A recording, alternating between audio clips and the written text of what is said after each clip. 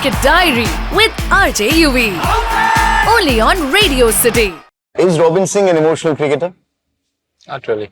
Do you take a bad day or a good day to your hotel room when you sleep?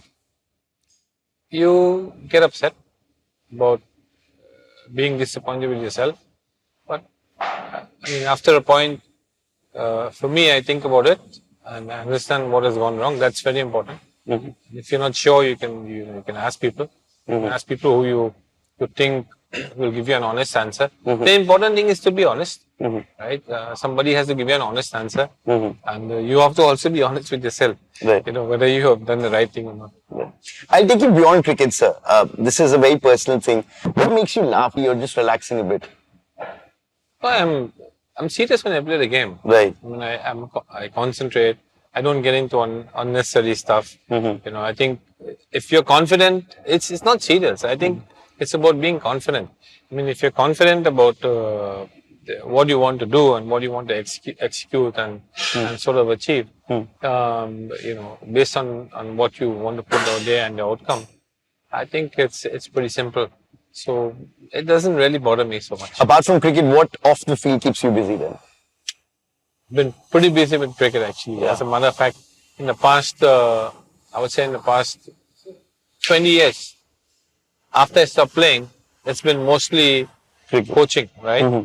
So I think coaching is something that it's important when you coach also, you have to be able to think about everything else around you, right? Not just about yourself when you're playing.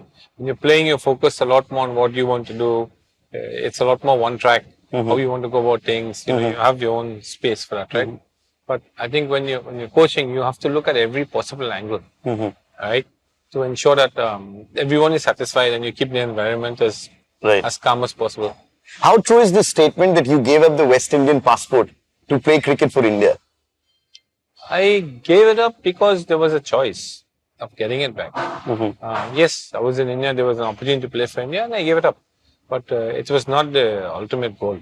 I came here to study. I did my masters. After that, incidentally, I was playing cricket and that was the scene. So cricket happened to you? I had a very good cricket background in the West Indies. So I played for Trinidad. I captained Trinidad. I played for the senior team. I played for the junior team. What was your original plan if not getting into cricket in India? I would have probably been somewhere abroad studying. You've done your masters in economics. Yeah, so I don't know what I would have ended up doing. That's very difficult to answer. But certainly it would not have been cricket. Right. So are you in touch with any of the friends of the colleagues from the 90s? Azmuddins and the Ajay Jadejas? Who was your closest friend back in the day? I had a really good rapport with most people. Right? We were all good friends when we were playing. Even though we were competitors for different states. But I think we were all pretty good friends. Sachin.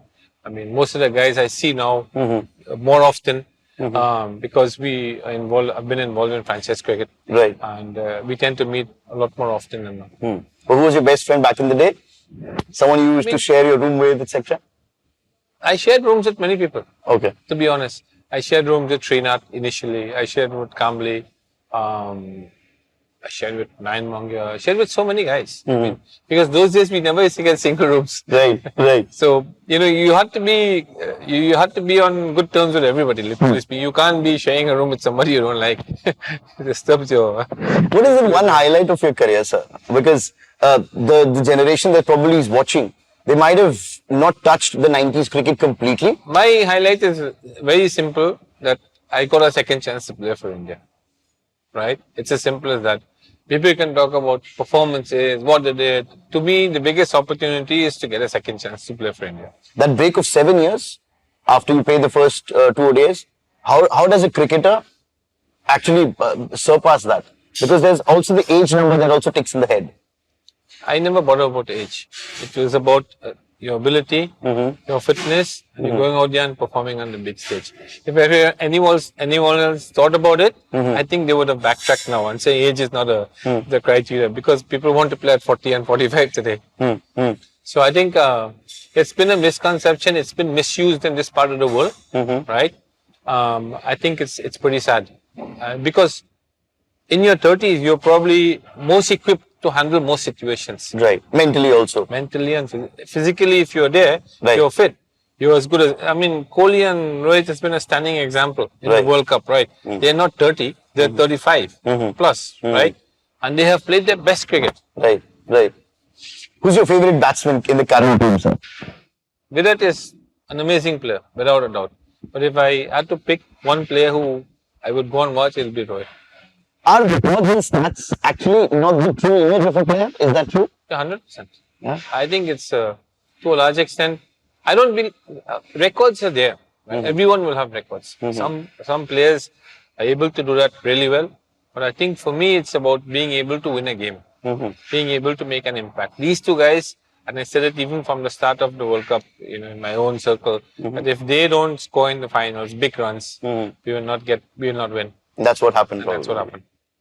So we are months away from the 2020 World Cup. This time around, it's going to be a 20-team World Cup. The format has changed. So, and it's going to happen in West Indies. Now, India's track record in West Indies has not been very good when it fairly comes to the World Cup thing. What are you vouching for? No, I think ICC tournaments, the biggest, are generally very good. Right? So, I don't think that matters so much. I think it's about your form now and the ability and the confidence of the team and the players who are playing. Now, from the seat of a coach, my final question would be, if you have to pick 4 teams for the 2020 World Cup, I'm sure you would say greater prospect because you've done franchise cricket, you know the 2020 game from the other seat. So your top 4 picks for the World Cup. Wow, that's pretty interesting because it's a little early to say that, to be very honest. It's very, very early because you have to see the teams and the combination. But I would certainly think India and Australia would be there in the last 4. The next 2 teams, I don't know. I have no clue. Can we scoop in England and Pakistan with a 2020? I have no idea, to be honest, because unless you see the teams and the performance of those teams in the next 3 or 4 months, then only you can make some sort of assessment. Right. And we don't know if England is going to have the same players. You have to see the makeup of the team first before you can take a call. Right. But I don't think India and Australia, I think these 2 teams are pretty settled. Right. So I see both of them getting there to the last 4. The rest, anybody's guess. Thank you so much. Thank you so much, sir. Thank you. Cricket Diary with RJ Yuvi. Only on Radio City.